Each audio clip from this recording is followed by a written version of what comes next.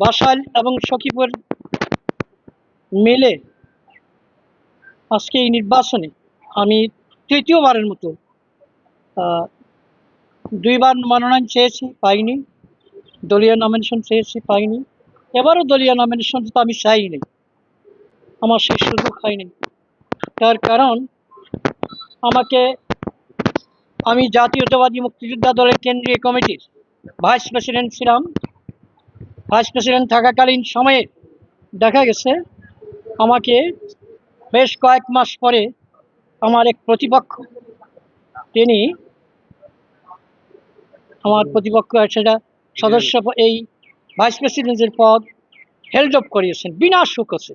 এটা অত্যন্ত দুঃখজনক এবং অসাংবিধানিক কার্যকলাপ। দ্বিতীয়বার আমার পার্টির সদস্য পদ হেল্ড অফ করা হয়েছে বিনা শোকসে।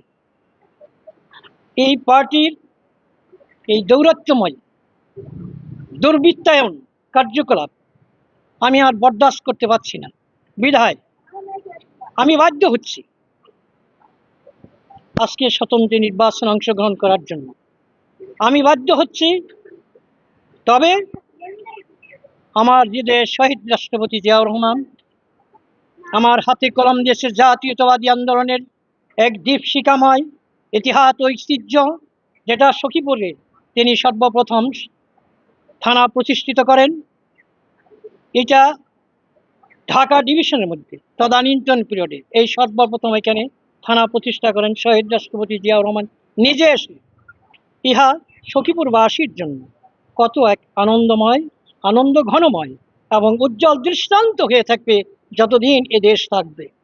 কাজেই এই দৃষ্টান্তের সঙ্গে আগামী দিনের এর সঙ্গে আপনারা জানেন আমি একটা দল করি।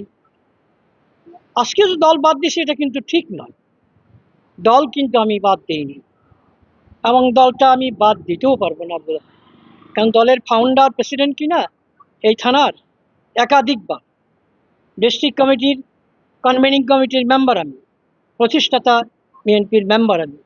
কাজে সেই সূত্রে আমি প্রতিজ্ঞাবদ্ধই হতে পারি যে দলটি আমি ছেড়ে দিতে পারবো না। আমি যাই করি না কেন দলটা আমি ছেড়ে দিতে পারবো না।